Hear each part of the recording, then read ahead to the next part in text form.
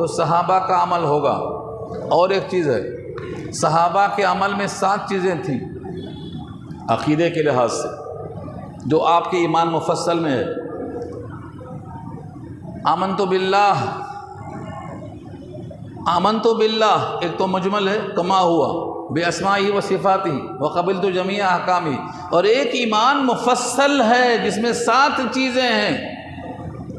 آمنت باللہ و ملائکتہ و کتبہ و رسلہ والیوم الآخر والقدر خیرہ و شرہ من اللہ تعالی والبعث بعد الموت۔ اگر یہ 7 چیزوں میں سے ایک چیز بھی آپ کی خط سے ہٹی ہوئی ہے، یعنی چھوٹی ہو گئی، نہ کم ہونا نہ زیادہ ہونا، یہ 7 چیزوں میں، مثال دیا میں نے آپ کو، آپ مرنے کے بعد اچھی بری تقدیر کو نہیں مانتے، چلے گئے، ختم ہوگا ایمان۔ صحابہ کی طرح ایمان جب ہوگا جب یہ 7 چیزیں آپ کی ہوں، والقدر خیرہ و شرہ من اللہ تعالی، اچھی بری تقدیر اللہ کی طرف سے ہے۔ اگر اللہ کی طرف سے ہے تو آپ کو شکوہ اگر آ رہا ہے زبان پہ تو شکوہ کس سے ہو رہا ہے؟ اللہ سے ہو رہا ہے۔ اللہ سے شکوہ نہیں کرنا ہے، اللہ کے فیصلے پر راضی ہونا، اس کو راضی برضا کہتے ہیں، رضا بالقضاء کہتے ہیں۔ اور یہ حدیث میں سنا چکا ہوں، پہلے آپ کو تازہ کر لیجئے پھر سے، رضا بالقضاء۔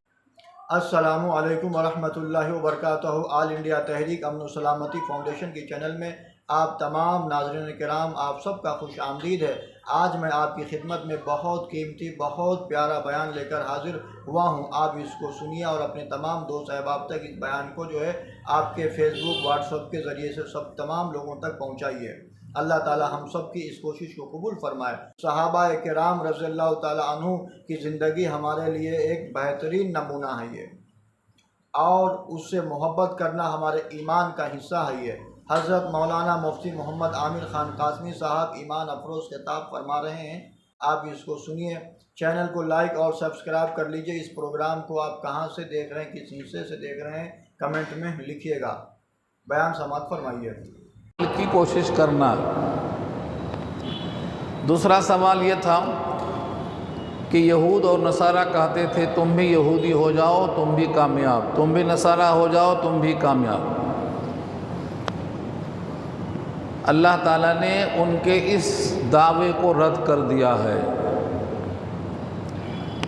کہ ابراہیم کا جو مسلک تھا وہ مشرک نہیں تھے، شرک سے پاک تھے، اور وہ حنفیت یعنی ایک اللہ کی طرف متوجہ تھے۔ وَلَمْ يَكُنْ مِنَ الْمُشْرِكِينَ، مشرکوں میں سے نہیں تھے۔ لہٰذا تم جو کہتے ہو ام تقولون ان ابراہیم و اسماعیل و اسحاق و یعقوب و الاسباط کانوا ہودن او نصارا، یہ جو تمہارا خیال ہے کہ یہ سب انبیاء یہودی تھے یا نصارہ تھے، لہٰذا ہم یہودی نصارہ ہیں تو ان کے راستے پر ہیں، یہ تمہارا خیال غلط ہے۔ قل اانتم اعلم ام اللہ، کہہ دو تم زیادہ جانتے ہو اللہ سے بھی زیادہ، اللہ تو علام الغیوب ہے۔ اللہ نے کہا ہے کہ وہ لوگ یہودی نصارہ نہیں تھے، وہ موحد تھے، مشرک نہیں تھے، اور تم اپنے آپ کو ابراہیمی کہلاتے ہو جبکہ تمہارا عمل توحید نہیں بلکہ شرک میں ڈوبا ہوا ہے، شرک کی الگ الگ شکلیں۔ اور ہم اللہ تعالیٰ کی طرف سے مخلص ہیں، وَنَحْنُ لَهُ مُخْلِصُونَ۔ اس رکوع میں 3 لفظ آیا ہے، وَنَحْنُ لَهُ عابدون، وَنَحْنُ لَهُ مسلمون، وَنَحْنُ لَهُ مخلصون، 3 لفظ آیا ہے، اسی رکوع میں آیا ہے، جس میں مسلم تو آپ جانتے ہیں، اور نحن لہو عابدون یہ بھی آپ جانتے ہیں، لیکن نحن لہو مخلصون، یہ مخلصون کیا ہے؟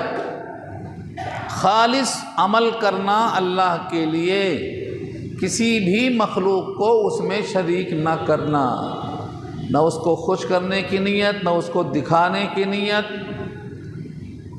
لکھا ہے مفسرین نے اس آیت کے ذیل میں، اخلاص ایک ایسا عمل ہے جو نہ شیطان جانتا ہے نہ فرشتہ، فرشتہ بھی پتہ نہیں لگا سکتا اس کا، اور شیطان بھی پتہ نہیں لگا سکتا اس کا، یہ بندہ اور رب کے درمیان کا معاملہ ہے۔ بندہ کوئی عمل کرتا ہے اس سے اس کی کیا نیت ہے، اللہ کو خوش کرنا چاہتا ہے یا کسی کو دکھانا چاہتا ہے، یہ اللہ اور بندے کے درمیان راز ہے، اور یہ راز وہ بندہ ہی جانتا ہے یا اس کا رب جانتا ہے۔ شیطان کو بھی نہیں معلوم اور فرشتے کو بھی نہیں معلوم۔ شیطان کو نہیں معلوم، یہ دعویٰ نہیں ہے، دلیل بھی اس کی ہے، اور فرشتے کو نہیں معلوم، یہ بھی صرف دعویٰ نہیں ہے، اس کی بھی دلیل موجود ہے۔ فرشتے کیا لکھتے ہیں؟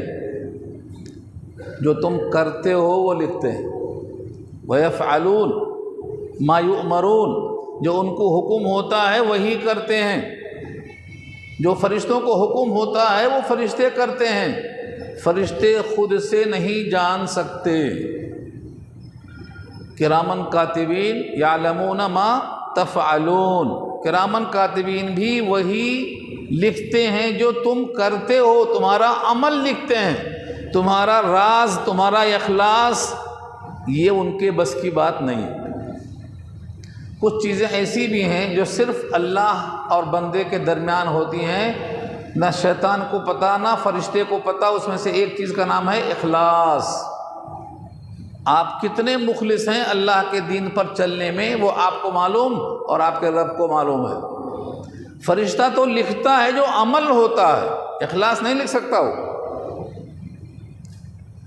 تو اس رکوع میں یہودیوں کی تردید ہے، تمہارا عمل تمہارے کام میں آئے گا، ان کا عمل ان کے کام میں آئے گا۔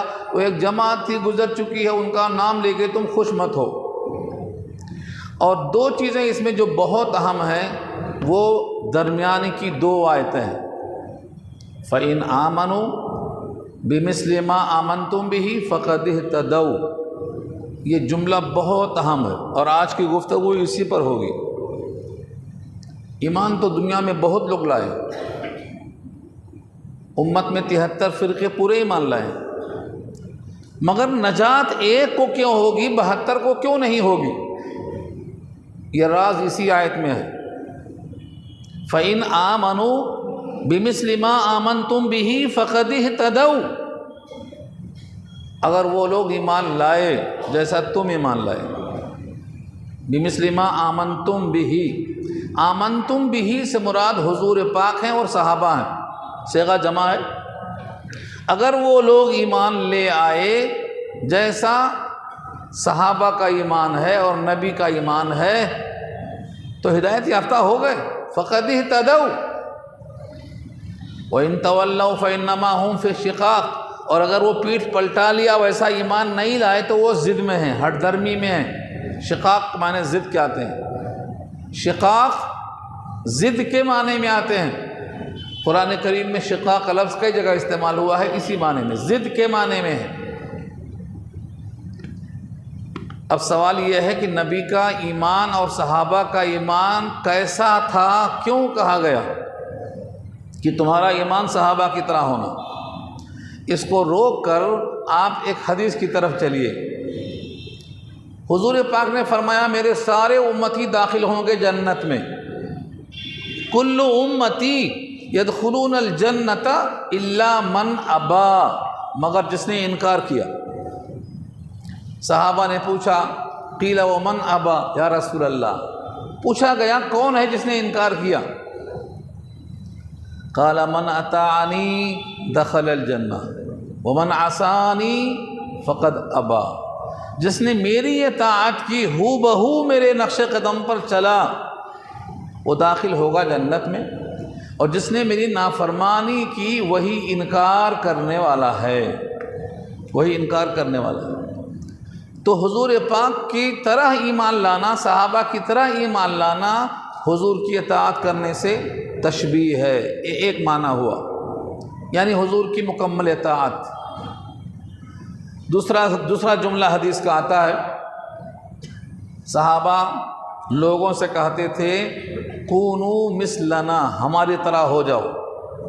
آج کوئی مسلمان کھڑا ہو کے یہ نہیں بول سکتا میری طرح ہو جاؤ، کہتا بیٹا ہم نہیں کر سکے تم کر لو، ہم نہیں کر سکے مگر تم کر لو۔ یہ کیوں کہتا ہے؟ کیونکہ سمجھتا ہے ہم اسلام کے مطابق نہیں ہیں۔ دوسرے لوگوں کو چھوڑو، برنارڈ شاہ کہتا ہے مسلمان اور اسلام دونوں کی تعریف کرتے بولتا ہے اسلام سب سے اچھا مذہب ہے اور مسلمان سب سے بدترین قوم ہے، کیونکہ اسلام کے مطابق نہیں ہے۔ تو غیروں کے اقوال ہیں، ادھر ہم جانا نہیں چاہتے، غیروں کے اقوال غیر ہوتے ہیں، لیکن ہمارے لیے صحابہ کا قول بڑا اہم ہے۔ صحابہ کہتے تھے ہماری طرح ہو جاؤ، حضور بھی کہتے تھے ہمیں جو کرتا ہوا دیکھتے ہو تم بھی کرو۔ یہ ہے چیلنج۔ دیکھو صحابہ کہتے تھے ہماری طرح ہو جاؤ، کونوا مثلنا۔ آج کوئی مسلمان، کوئی گروہ، کوئی جماعت، کوئی طبقہ کھڑے ہو کر نہیں بول سکتا ہے ہماری طرح ہو جاؤ۔ کیوں؟ کیونکہ وہ جانتا ہے ہم اسلام کی طرح نہیں ہیں، ہم تو خواہشات کی طرح ہیں۔ ہم نے دنیا کو دیکھا ہے، دنیا کی شائننگ کو دیکھا ہے، ہم ان کی چمک دھمک میں اندھے ہو کر انہی کے طرح ہو گئے ہیں۔ ہم کھل کے نہیں بول سکتے ہماری طرح ہو جاؤ۔ دنیا کا کوئی انسان ہی نہیں بول سکتا ہماری طرح ہو جاؤ سوائے صحابہ کے۔ صحابہ کہتے تھے ہماری طرح ہو جاؤ۔ وہ اتنا جم کے کیوں کہتے تھے؟ کیونکہ ان کے عمل کی نگرانی حضور کرتے تھے اور ان کے دل کی نگرانی اللہ کرتا تھا۔ فرق سمجھیے اس کو آپ۔ صحابہ اللہ کی نگاہوں میں ہوتے تھے، عمل کی نگرانی حضور کرتے تھے، اور دل کی نگرانی اللہ کرتے تھے۔ جہاں صحابہ کے دل میں کجی آئی فوراً وہی آتی تھی، دل ٹیڑھا ہو رہا ہے سیدھا کرو۔ مثال میں دے سکتا ہوں، قرآن میں کئی جگہ ہے اور آپ پڑھتے ہیں، لیکن میرا آپ سے یہی بار بار مطالبہ ہے، سمجھ کے نہیں پڑھتے ہیں آپ۔ 6 پارہ 10 پارہ پارہ گننے کی چکر میں ہیں، مفہوم سمجھنے کی چکر میں کب پڑھیں گے آخر؟ فقط سقط قلوبکما، سورہ تحریم پارہ 28۔ بی بی عائشہ اور بی بی حفصہ سے حضور نہیں اللہ فرما رہے ہیں تم دونوں توبہ کرو، تمہارے دل ٹیڑھے ہو رہے ہیں۔ یہ کیوں کہا اللہ نے؟ سورہ تحریم پارہ 28 میں یہ جملہ ہے نہیں ہے؟ سقط قلوبکما، سقط کے معنی دل کا ٹیڑھا ہونا۔ کیا راز تھا وہ؟ کیا قصہ تھا وہ؟ سورہ تحریم 2 رکوع ہے، پوری پڑھ لیا تو سمجھ میں آ جائے گا، میں صرف اشارہ کر سکتا ہوں، پورا رکوع سمجھا نہیں سکتا ہوں۔ حضور پاک عصر کی نماز کے بعد بیویوں سے ملنے جاتے تھے، کیسے ہیں، خیریت ہے، السلام علیکم کیا چلے، لیکن ایک بیوی نے شہد پیش کر دیا۔ اب ظاہر بات ہے جہاں کچھ کھائیں گے پیئیں گے وہاں بیٹھیں گے، بات ہوگی، دیر ہوگی، ٹائم خراب ہوگا۔ دوسروں کی نگاہ میں ٹائم خراب ہو رہا ہے، لیکن جن کے پاس بیٹھے ہیں ان کو تو بہت خوشی ہوگی کہ حضور ہمارے پاس بیٹھے۔ شہد پیش کرنے والی زینب ہیں، زینب، اور جن دونوں کو تکلیف ہو رہی ہے وہ حضرت عائشہ اور حضرت حفصہ ہیں، اور دونوں پلان بناتی ہیں کہ جب حضور تمہارے پاس آئیں یا میرے پاس، 2 میں سے کسی کے پاس جب آئیں تو ہم کہیں گے کہ منہ سے بو آ رہی ہے، مغافیر کی بو آ رہی ہے۔ حضور کو لفظ بو پسند نہیں تھا، حضور تو خوشبو تھے، سراپا خوشبو تھے، ان کے پسینے سے خوشبو آتی تھی، کپڑے سے خوشبو آتی تھی، گزرگاہ سے خوشبو آتی تھی، تو لفظ بدبو سن کر آپ نے کہا میں نے تو کچھ کھایا نہیں ہے ایسی چیز، صرف شہد کھایا ہے، اگر اس کی یہ بدبو محسوس ہو رہی ہے تو میں شہد نہیں کھاؤں گا، چھوڑ دیا، قسم کھا لیا اب نہیں کھاؤں گا۔ دوسری بیوی نے وہی کہا۔ اب پہلی یہاں کون ہے، دوسری کون ہے، کس کے پاس گئے، یہ آیتوں میں نہیں ہے، دونوں میں سے دونوں نے یہی کہا۔ آپ نے قسم کھایا، شہد چھوڑ دیا، اور شہد چھوڑ دیا تو کہا یہ بیویوں کو بتانا نہیں، دوسری بیویوں کو بتانا نہیں، مگر بیوی نے بتا دیا، اور اللہ نے نبی کو بتا دیا کہ تمہاری بیوی نے راز کو راز نہیں رکھا، بتا دیا دوسرے کو۔ حضور پاک جب بیویوں کو خبردار کرتے ہیں تو بیوی کہتی ہے من انبا کا ھذا، یہ میں ترجمہ کر رہا ہوں لیکن پوری آیتوں کا نہیں کر سک رہا ہوں، ان آیتوں کا کر رہا ہوں جو ہمیں دکھانا ہے۔ من انبا کا ھذا، جب حضور نے بیوی سے پوچھا کہ تم نے راز فاش کر دیا، بیوی کہتی ہے آپ کو کس نے بتایا، من انبا کا ھذا۔ حضور نے کہا نبأنی العلیم الخبیر، میرے کو خبر دینے والا علیم اور خبیر ہے، کوئی اور غیر نہیں ہے، کوئی مخلوق نہیں ہے۔ نبأنی العلیم الخبیر۔ اس پر اللہ نے کہا ان تتوبا الی اللہ فقد صغت قلوبکما وان تظاہر علیہ فإن اللہ هو مولاہ وجبریل وصالح المؤمنین۔ یہ جملہ کہا حضور نے، توبہ کر لو، تمہارے دل ٹیڑھے ہو رہے ہیں، تم نبی سے کھیل کھیلنا چاہ رہے ہو، نبی کی راز کو فاش کرنا چاہتے ہو، نبی کے منہ سے بدبو کا اظہار کرنا چاہتے ہو، جبکہ شہد کھایا حضور نے اس کو قسم کھا کر توبہ کر لیا، چھوڑ دیا۔ اللہ نے پہلی آیت سے شروع کیا، یا ایھا النبی لما تحرم ما احل اللہ لک تبتغی مرضات ازواجک واللہ غفور الرحیم۔ اے نبی، آپ نے اس کو حرام کیوں کر دیا جو اللہ نے آپ کے لیے حلال کیا تھا؟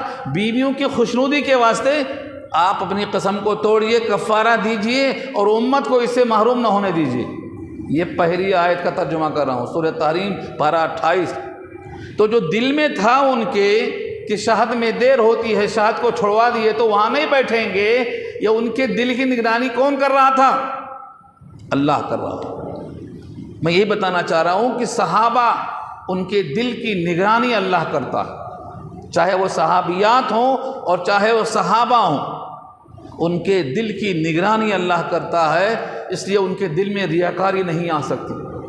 اگر ریاکاری آئی، ذرہ برابر نبی کو تکلیف دینے کا خیال بھی آیا تو اللہ نے اسے فوراً واضح کر دیا۔ منافقوں کے لیے سورہ توبہ دیکھ لو اور بیویوں کے لیے تحریم دیکھ لو، اللہ نے فوراً آشکارا کر دیا اور اس نگرانی پر نتیجہ بتا دیا۔ سورہ قاف سے پہلے ایک سورت ہے، 18 آیتوں پر مشتمل ہے، جس کا نام حجرات ہے۔ اس کا نام ہی حجرات اس لیے ہے کہ اس میں حجرے والیوں کا تذکرہ خاص طور سے آیا ہے۔ یہ حجرے والیاں کون ہیں؟ جو حضور کے مسجد کے اطراف حضور کے کمرے بنے ہوئے تھے، یہ حجرات ہے، یہ حجرات کمرے والیاں، ان کا تذکرہ کیا اللہ نے، اور ان کے بعد کہا ان کے دل کی نگرانی اللہ نے ایسی کیا کہ پورے دلوں میں صرف ایمان اور تقوی بچا ہے۔ اب ان میں ایمان کی محبت بچی ہے، کفر سے، فسوق سے، نافرمانی سے ان کو نفرت ہو گئی ہے۔ ان کا امتحان اللہ نے لے کر دے دیا اور رضی اللہ کا خطاب دے دیا۔ یہ سب اسی آیت میں موجود ہے۔ اولئک الذین امتحن اللہ قلوبہم للتقوی لہم مغفرۃ واجر عظیم۔ یہ اللہ نے خبر دی ہے، دل میں امتحان ہے، معمولی چیز نہیں ہے، دل کا امتحان ہے یہ، اور دل کا امتحان وہی لے سکتا ہے جو دل سے باخبر ہوتا ہے، اور وہ خبیر اور علیم کی ذات ہے۔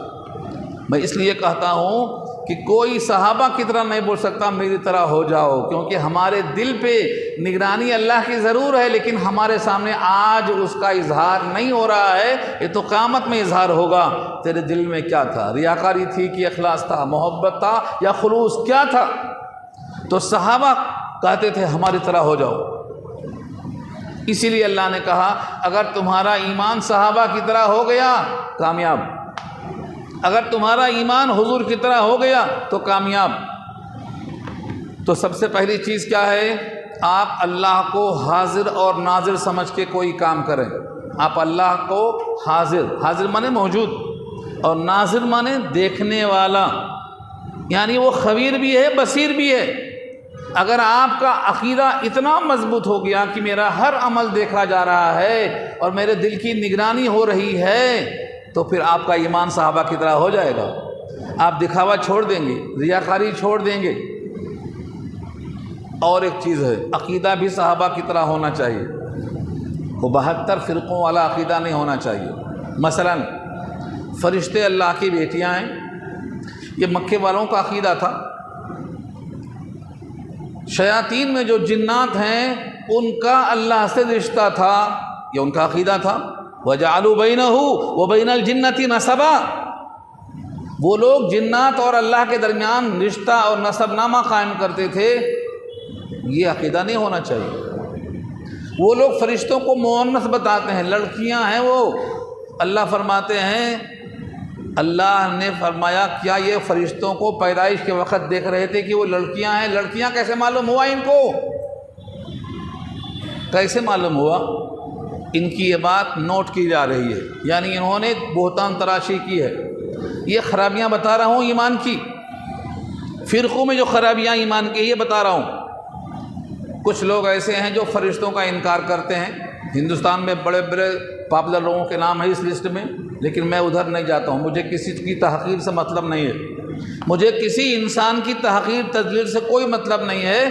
فرشتوں کا وجود ہے مگر لوگ اس کا انکار کر بیٹھے، روح کا انکار کر بیٹھے، وزن اعمال کا انکار کر بیٹھے۔ فرشتے دیکھا نہیں جا سکتا لہذا انکار، روح نکالنا نکال کے لے جانا، لانا لے جانا کوئی دیکھا نہیں جا سکتا اس کا انکار، وزن اعمال کا انکار۔ یہ سب باطل عقیدے ہیں، عقل میں آئے چاہے نہ آئے آپ کو وزن اعمال کو ماننا پڑے گا۔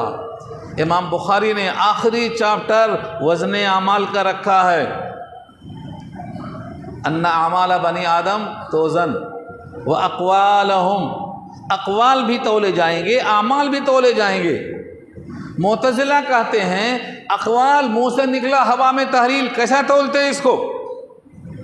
اور ہمارا روزہ جو منفی عمل ہے، نہ کھانا نہ پینا نہ شہوت پوری کرنا، تو اس کا وجود کہاں ہے؟ کیسا اس کو تولتے، کیسا اس کو تولا جائے گا؟ یہ انہوں نے اعتراض کیا تھا۔ امام بخاری نے اس زمانے میں یہ چاپٹر قائم کیا کہ بانی اعمال کے اقوال تولے جائیں گے، والوزن یومئذ الحق، یہ آیت پیش کیا اور کہا وَأَنَّ أَعْمَالَ بَنِي آدم توزن وَأَقْوَالَهُمْ توزن، اقوال اعمال تولے جائیں گے، عقل میں آئے تب بھی تولے جائیں گے، عقل میں نہ آئے تب بھی تولے جائیں گے۔ آپ تو کہتے ہیں ہوا میں اڑ گئے، مگر قرآن کہتا ہے تمہارے اعمال بھی محفوظ ہیں، ہم لکھ رہے ہیں، اور تمہارے اقوال بھی محفوظ ہیں، فرشتے محفوظ کر رہے ہیں۔ سورہ قاف پارہ 26 میں بہت کھول کے رکھا ہے اللہ نے، تمہاری زبان سے گالیں نکلے یا دعا نکلے، درود نکلے یا سلام نکلے، غیبت نکلے یا چغلی نکلے، یہ مت سمجھو زبان سے نکل گیا چلا گیا باہر۔ اللہ نے کہا ما یلفظ من قول الا لدیہ رقیب عتید۔ یہ ایک آیت تو پڑھ لو سورہ قاف پارہ 26 کی، جب بھی زبان سے کوئی لفظ نکلتا ہے، کوئی لفظ، ما یلفظ، لفظ کہتے ہیں جو زبان سے انسان الفاظ نکالتا ہے، الفاظ جمع ہے اسی لفظ کی، لفظ اور الفاظ دونوں عربی لفظ ہیں۔ لفظہ کے معنی پھینکنا، آپ نے گٹھلی پھینک دیا اور کھجور کھا لیا تو کیا کہتے ہیں؟ اکلت التمرۃ ولفظت النواۃ، میں نے کھجور کھا لیا اور گٹھلی پھینکا تو پھینکنے کو کیا آیا؟ لفظت آیا، لفظت النواۃ۔ اور لفاظی بھی اسی کو بولتے ہیں، جب کوئی پھینکتا ہے یعنی جھوٹ بولتا ہے، کہتے ہیں بہت لفاظی کر رہا ہے۔ جب بہت پھینکتا ہے کوئی آدمی تو اس کو لفاظی کہتے ہیں، وہ بھی یہیں سے نکلا ہے۔ ہماری زبان سے نکلنے والا لفظ فضاؤں میں تحلیل نہیں ہوتا، دو فرشتے اس کو اچک لیتے ہیں اور محفوظ کر لیتے ہیں، تو ہمارے الفاظ بھی محفوظ ہیں اور ہمارے اعمال ہم کر کے بھول جاتے ہیں۔ اللہ فرماتے ہیں ہم فرشتوں سے کہتے ہیں نوٹ کرو، انا کننا نستنسخ ما کنتم تعملون، تم جو کچھ کرتے ہو عمل، ہم کہتے ہیں ہم اس کو نوٹ کیے لیتے ہیں۔ ایک جگہ تو فرمایا تم کر کے بھول جاتے ہو اور ہم اس کو لکھ کے محفوظ کر دیتے ہیں۔ تو عقیدے میں کیا ہونا چاہیے؟ ہمارے اعمال محفوظ، ہمارے اقوال محفوظ، ہمارا اخلاص محفوظ، ہمارے اندر سے ایسی کوئی چیز نہیں ہے جس پر ہمارا قبضہ ہے۔ اللہ کی مشیت کے بغیر ہم نہیں کر سکتے، اللہ کی مشیت کے ہم تابع ہیں، اللہ کی مشیت کے ہم ماتحت ہیں، ہم آزاد نہیں۔ تو صحابہ کی طرح ایمان کا مطلب یہ ہے آپ ان صفات سے اچھی طرح واقف ہوں، آپ میں اخلاص صحابہ کی طرح ہونا، آپ کا عمل ریاکاری سے پاک صحابہ کی طرح ہونا، شرک سے پاک صحابہ کی طرح ہونا، آپ کا عمل صحابہ کے عمل کے مشابہ ہونا۔ آج ہم سے لوگ پوچھتے ہیں وہ حدیث کہاں ہے؟ ہم کہتے ہیں صحابہ کا عمل ہے تو حدیث کی ضرورت ہی نہیں ہے۔ قرآن کہتا ہے صحابہ کی طرح ہو جاؤ، اور اگر صحابہ کے عمل میں وہ بات آ گئی، اجماع صحابہ ہو گیا، ہم کو حدیث ڈھونڈنے کی ضرورت ہی نہیں ہے، کیونکہ اس زمانے میں اگر صحابہ کا اجماع ہو گیا ہے تو وہ حدیث کے خلاف ہو ہی نہیں سکتا ہے۔ ان کی تو نگرانی اللہ نے کی ہے، رضی اللہ کا خطاب دے دیا ہے، تو صحابہ کا عمل اتنا بڑا حجت ہے، ہم کو حدیث ڈھونڈنے کی ضرورت نہیں ہے۔ قولی حدیث موجود ہے، ہم عملی حدیث ڈھونڈ رہے ہیں، تو جو جماعتیں صحابہ کو معیار حق نہیں مانتی وہ یہیں فیل ہو جاتی ہیں۔ اور اسی پارے میں پیچھے گزر چکا ہے، پہلے ہی پارے میں کیا جملہ گزرا ہے، آپ بھی بھول جاتے ہیں، لیکن ہم کو سبق سنانا ہے نا، ہم نہیں بھولتے، سبق سنانے والا نہیں بھولتا۔ اسی پارے میں پیچھے گزرا ہے، پہلے ہی رکوع قریب آیا، آمنو کما آمن الناس، ایمان لاؤ جیسا لوگ ایمان لائے، یہاں بھی صحابہ مراد ہے۔ تو لوگوں نے کیا کہا تھا، آمنو کما آمن السفہاء، ہم ایمان لائے جیسے بیوقوف لوگ ایمان لائے۔ صحابہ کو بیوقوف کہا انہوں نے، آج بھی لوگ دینداروں کو بیوقوف کہتے ہیں، نہیں کہتے ہیں، آج بھی دینداروں کو بیوقوف کہتے ہیں۔ داڑھی سنت کے مطابق ہے تو بیوقوف سمجھا جاتا ہے، پجامہ ٹخنے سے اوپر ہے تو بیوقوف سمجھا جاتا ہے، اس کا حلیہ شرعی ہے تو بیوقوف سمجھا جاتا ہے۔ یہ صحابہ کے بارے میں ان کا عقیدہ ہے جن کو اللہ نے بیوقوف کہا ہے۔ اسی رکوع میں کہا ہے، کیا کہا، آمنو کما آمن الناس قالوا انؤمن کما آمن السفہاء الا انہم هم السفہاء ولکن لا یعلمون۔ آگاہ رہو، یہ صحابہ کو بیوقوف کہنے والے خود بیوقوف ہیں، ان کو شعور نہیں ہے کہ ہم بیوقوف ہیں، یعنی بیوقوف بھی ہیں، بیوقوف ہونے کا احساس بھی نہیں ہے۔ یہ قرآن کہہ رہا ہے، یہ حدیثوں پر نہیں گیا، ابھی حدیثیں بہت ہیں، بے شمار حدیثیں ہیں اس کے اوپر، آیتیں سنا رہا ہوں آپ کو ابھی۔ صحابہ بیوقوف نہیں ہیں، اللہ تعالیٰ ان کے دل کا امتحان لے کر رضی اللہ بولتا ہے، تو اللہ کا علم محیط ہے، تو کیا اللہ نے بیوقوفوں کو پاس کر دیا اور عقل مند ہو کر آپ کو چھوڑ دیا؟ نہیں، صحابہ کے عمل کی نگرانی حضور کرتے ہیں اور دل کی نگرانی اللہ کرتے ہیں۔ یہ دو جملے بھی آپ کو یاد رہے تو آپ کا ایمان صحابہ کی طرح ڈھلنا شروع ہو جائے گا۔ آپ کی نگرانی عمل کی بھی ہو رہی ہے، آپ کی نگرانی زبان کی بھی ہو رہی ہے، آپ کی نگرانی دل کی بھی ہو رہی ہے۔ آپ کے دل میں اخلاص ہے یا ریاکاری ہے؟ اگر ریاکاری ہے تو اللہ فرماتے ہیں تمہارے کسی عمل کی مجھے کوئی حاجت نہیں۔ ایک ہی حدیث میں فرمایا حضور نے، انا اغنى الشرکاء یعنی شرک۔ اگر کوئی انسان عمل کرتا ہے کہ یہ بندہ بھی خوش اللہ بھی خوش، تو مجھے ایسا عمل نہیں چاہیے۔ انا اغنى الشرکاء یعنی شرک، پارٹنرشپ سے میں بیزار ہوں، مجھے کوئی عمل نہیں چاہیے جو میرے لیے بھی ہو اور اس میں دوسروں کو بھی خوش کیا گیا ہو، مجھے نہیں چاہیے۔ مجھے وہ عمل چاہیے جو خالص میرے لیے ہو۔ وما امروا الا ليعبدوا الله مخلصین لہ الدین، مخلصین لہ الدین، دین کو اس کے لیے خالص کیا گیا ہو، اس میں کسی غیر کو شریک نہ کیا گیا ہو، تو ریاکاری سے پاک ہو، شرک سے پاک ہو، تو صحابہ کا عمل ہوگا۔ اور ایک چیز ہے، صحابہ کے عمل میں 7 چیزیں تھیں عقیدے کے لحاظ سے، جو آپ کے ایمان مفصل میں ہے۔ آمنت باللہ ایک تو مجمل ہے، کما ہوا باسمائہ و صفاتہ وقبلت جمیع احکامہ، اور ایک ایمان مفصل ہے جس میں 7 چیزیں ہیں۔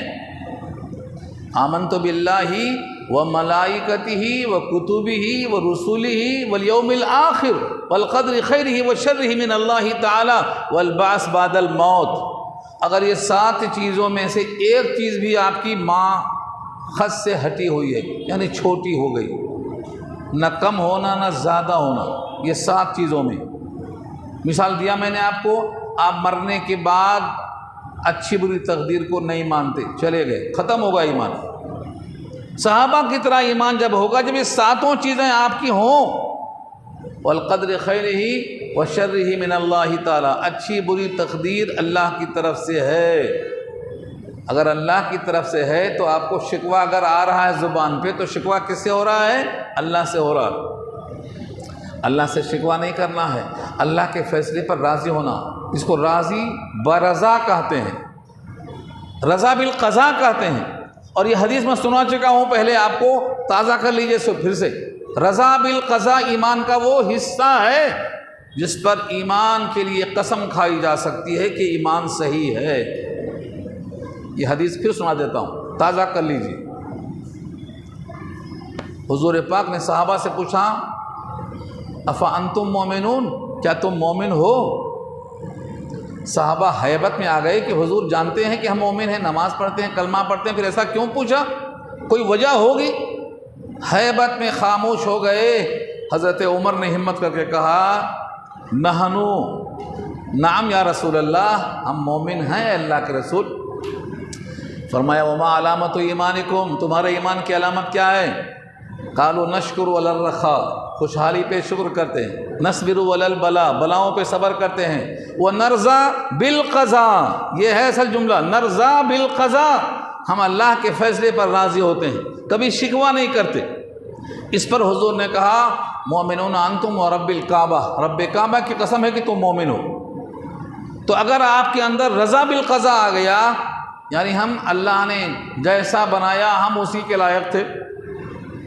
اور سچی بات بھی یہی ہے، ہر انسان کو اللہ نے پیدا کیا، اس کے دل میں ایک میلان ڈالا، تم یہ کام کرو، وہ وہی کام کرے گا۔ ہاں، ہر کثیرہ بہر کار ساختن، رومی کہتے ہیں ہر کثیرہ بہر کار ساختن میل اورا در دلش انداختن، ہر بندے کو اللہ نے ایک کام کے لیے بنایا ہے اور اسی کام کا میلان اس کے دل میں ڈال دیا ہے۔ کسان دھوپ میں بیلوں کے ساتھ کام کر رہا ہے، اس کا دل ادھر ہی لگا ہے، دوسرا کام کر ہی نہیں سکتا۔ بازار والا بنیا سامان لاتا ہے، پیٹھ پہ رکشے پہ سامان کھولتا ہے، دکان لگاتا ہے، اس کے دل میں وہی ڈال دیا اللہ نے، جس کے لیے جس کام کو اللہ نے بنایا ہے اس کام میں اس کو لگا دیا ہے۔ یہ اللہ کا فیصلہ ہے، یہ ہے رضا بالقضاء۔ آپ کو شکوہ نہیں کرنا، ہم غریب کیوں ہیں، ہم بیمار کیوں ہیں، ہم فلاں کیوں ہیں، یہ جو بار بار آتا ہے نا، یہ رضا بالقضاء نہیں ہے، یہ شکوہ ہے۔ اور اس کا خلاصہ اور فلسفہ بہت لمبا نہیں ہے، بہت مختصر ہے۔ اس کائنات میں ہر ایک امتحان لکھ رہا ہے، بیمار ہے تو صبر کا امتحان دے رہا ہے، اور خوشحال اور مالدار ہے تو شکر گزاری کا امتحان لکھ رہا ہے۔ ہر بندہ امتحان میں ہے، چاہے وہ سلیمان ہو چاہے وہ ایوب ہو، سب نے امتحان لکھا ہے، کسی نے صبر کا، کسی نے شکر کا۔ اگر آپ مصیبتوں میں ہیں تو آپ کی زبان پہ صبر ہی ہونا چاہیے۔ صبر ایوب کتنا مشہور ہے، صبر ایوب کیا اور گری اے یعقوب کیا، کیا کہنا تیرے ہجر میں محبوب کیا۔ یہ ہے اصل میں مومن کی شان کہ اللہ کے فیصلے پر راضی ہے۔ تو یہ تین چیزیں یاد رکھو آپ، صحابہ کی طرح ایمان، حضور کی طرح ایمان، ان ساتوں چیزوں میں ہونا چاہیے، نہ اس میں کوئی چیز کم ہو نہ اس میں کوئی چیز زیادہ ہو۔ عبادت نحن لہو عابدون، اس کے لیے عبادت کرتے ہیں، نحن لہو مسلمون، ہم اس کے لیے حکم بردار ہیں، ونحن لہو مخلصون، ہم اس کے لیے مخلص ہیں، اس کے ساتھ کسی کو ملاتے نہیں۔ یہ تینوں جملے اسی رکوع میں موجود ہیں۔ اس کا خلاصہ کیا نکلا؟ جو بندہ صحابہ کی طرح ایمان لائے گا اس کی کامیابی کے لیے اللہ کا اعلان اس آیت میں موجود ہے۔ فَإِنْ آمَنُوا بِمِثْلِ مَا آمَنْتُمْ بِهِ، یہ بِهِ کی ضمیر لوٹتی ہے انہی صفات کی طرف جو صحابہ کے صفات بتائی گئی۔ فَقَدْ اهْتَدَوْا، تو ہدایت یافتہ ہو گئے۔ ہدایت یافتہ کا مطلب راستے پہ ہیں۔ یہ راستہ کہاں جائے گا؟ جنت میں جائے گا، وہاں اللہ کی رضا کا اعلان ہوگا، اللہ کا دیدار ہوگا، اور اللہ کا اعلان یہ ہوگا کہ میں نے اپنی زیارت سے تم کو ہم شرف کر دیا، اور آخری اعلان سن لو، اب میں تم سے راضی ہو گیا، کبھی ناراض نہیں ہوگا۔ یہ اعلان جنتیوں کو ہوگا۔ یہ ہے ہدایت کا مقصد۔ ہدایت کا مطلب وہ راستہ جس پر چل کر اللہ کے گھر میں جگہ ملے، اللہ کا دیدار ہو اور اللہ کا اعلان ہو کہ تم سے راضی ہو گیا، اب کبھی ناراض نہیں ہوگا۔ اور اس وقت سورہ رحمان اللہ خود سنائیں گے، سورہ رحمان اللہ خود سنائیں گے اللہ کی آواز کیسی ہوگی، کتنا چہروں پر تر و تازگی ہوگی، کتنا راضی ہونے کے اعلان پر خوشی ہوگی، کتنا دیدار الہی پر خوشی ہوگی۔ یہ سب کیفیات کے بارے میں حضور نے کہا ہے، نہ کسی آنکھ نے دیکھا ہے، نہ کسی کان نے سنا ہے، نہ کسی کے دل میں خیال تک گزرا ہے جو ہم نے انتظام کیا، انسان نہیں سوچ سکتا۔ تو یہ ہے صحابہ کا ایمان۔ فَإِنْ آمَنُوا بِمِثْلِ مَا آمَنْتُمْ بِهِ فَقَدِ اهْتَدَوْا۔ آج ہمارے پاس لوگ کہتے ہیں ہمیں قرآن کافی ہے، کوئی کہتا ہے قرآن و حدیث کافی ہے، کوئی صحابہ کے اجماع کو خاطر میں لاتا ہی نہیں ہے، تو وہ تو صفر ہو گیا یہاں اسی آیت میں۔ اگر صحابہ کا ذکر نہیں ہے تو تمہارا ایمان صحابہ کی طرح کیسے ہوا؟ اور صحابہ کی طرح تمہارا ایمان نہیں ہوا، اجماع صحابہ کا تم نے انکار کر دیا تو تمہارا بستر یہیں گول ہو گیا، ختم ہو گیا مسئلہ۔ یہ بہت واضح ہے۔ وَإِن تَوَلَّوْا، اگر وہ پیٹ پلٹاتے ہیں صحابہ کی طرح ہونے سے، نبی کی طرح ہونے سے، وَإِن تَوَلَّوْا فَإِنَّمَا هُمْ فِي شِقَاقٍ، تو وہ لوگ ضد میں ہیں، ضد میں ہیں، اڑیل پچو۔ اور ان کے واسطے کیا ہے فیصلہ؟ فَسَيَكْفِيكَهُمُ اللَّهُ وَهُوَ السَّمِيعُ الْعَلِيمُ، اب آپ کی طرف سے اللہ ان کو کافی ہوگا۔ اے نبی، صحابہ سے ساتھ خطاب ہے، فَسَيَكْفِيكَهُمُ اللَّهُ، ان قریب اللہ آپ کی طرف سے ان کے لیے کافی ہوگا۔ یہ بالکل جملہ ایسا ہے جیسے سورہ مائدہ میں آیا ہے، یا ایھا النبی حسبک اللہ، اے نبی اللہ آپ کو کافی ہے۔ اور تیسری آیت آئی ہے، واللہ یعصمک من الناس، اللہ آپ کو بچائے گا لوگوں سے۔ یہ تینوں آیتوں کا ایک ہی حاصل ہے، کوئی مانتا نہیں مانتا آپ کو فکر کرنے کی ضرورت نہیں ہے، آپ اللہ کے نگاہوں میں ہیں، اللہ آپ کا محافظ ہے، اللہ آپ کو بچانے والا ہے۔ واللہ یعصمک من الناس فسیکفیکہم اللہ۔ چنانچہ بعض جنگوں میں یہ جملہ کہلوایا نبی نے، جو کہے گا فسیکفیکہم اللہ، اللہ ان کی کفایت کرے گا۔ یہ آج بھی اثر رکھتی ہے آیت، مگر آپ کو یقین ویسا ہونا چاہیے کہ میرے لیے بھی اللہ کافی ہے اسلام دشمنوں سے بچانے کے لیے۔ فسیکفیکہم اللہ واللہ یعصمک من الناس، یہ سب الفاظ اسی واسطے کہے گئے ہیں۔ اور وہ سمیع العلیم، وہ سننے والا جاننے والا۔ اس کے بعد آگے اللہ فرماتے ہیں صبغۃ اللہ، صبغۃ اللہ، اللہ کا رنگ۔ یہ رنگ کیا چیز ہے جو آنکھوں سے نظر آتا؟ اکثر لوگ کہتے ہیں آنکھوں سے کیا نظر آئے گا؟ اللہ فرماتے ہیں رنگ اسی واسطے کہا ہے، رنگ کہتے ہیں جو آنکھوں سے نظر آئے، وہ کان سے نہیں سنا جا سکتا، وہ ہاتھوں سے چھوا نہیں جا سکتا، اس کو محسوس کرنے کے لیے تو آنکھ ہی ہونا پڑے گی۔ صبغۃ اللہ، ومن احسن من اللہ صبغہ، اللہ سے بہتر کس کا رنگ ہو سکتا ہے؟ اس آیت کے پس منظر میں لکھا ہے کہ نصارہ اپنے بچوں کو پیدا ہونے کے بعد رنگ میں نہلاتے تھے اور کہتے تھے یہ رنگ میں رنگ گیا، عیسائیت کا رنگ چڑھ گیا۔ اللہ نے کہا یہ رنگ تو اتر جائے گا، دھلتے ہی اتر جائے گا، یہ رنگ نہیں چلتا، اللہ کا رنگ چڑھاؤ۔ اللہ کا رنگ کیا ہے؟ وہی حضور کی طرح ہو جاؤ، صحابہ کی طرح ہو جاؤ، یعنی چہرہ، بشرا، حلیہ، چال و چلن، لیل و نہار، شب و روز آپ کو دیکھ کر نظر آئے کہ تو رسول اللہ کا چاہنے والا ہے، آپ کو دیکھ کے نظر آنا چاہیے۔ یہ ہے صبغۃ اللہ، ومن احسن من اللہ صبغہ ونحن له عابدون۔ ہم اسی کی عبادت کرتے ہیں، ہم اسی کے لیے اخلاص رکھتے ہیں، ہم اسی کے واسطے حکم بردار ہیں۔ تو صبغۃ اللہ کے معنی اللہ کا رنگ۔ اللہ کا رنگ کیسا ہوتا ہے؟ ایک حدیث میں آتا ہے اللہ والا کس کو کہیں گے آپ؟ اذا رؤوا ذکر اللہ، جب اس کو تم دیکھو تو تمہیں اللہ یاد آ جائے، وہ اللہ والا۔ جب تم اس کو دیکھو تو اس کو دیکھ کر تمہیں اللہ یاد آ جائے۔ اذا رؤوا ذکر اللہ، جب تم اس کو دیکھو تو اللہ یاد آ جائے، تو یہ اللہ والا کہلاتا ہے۔ تو اللہ تعالیٰ چاہتے ہیں جس طرح صحابہ کا ایک رنگ تھا، حضور کا ان پر رنگ تھا، اور صحابہ کا رنگ تابعین پر تھا، اور جو امت کے صلحاء ان سے قریب تھے ان پر بھی ایک رنگ تھا، وہ رنگ کیا ہے؟ سنت نبوی کی پابندی کرنا، یہ رنگ انسان پہ چڑھا ہوا ہونا چاہیے۔ ختنہ بھی اسی میں سے ایک رنگ ہے۔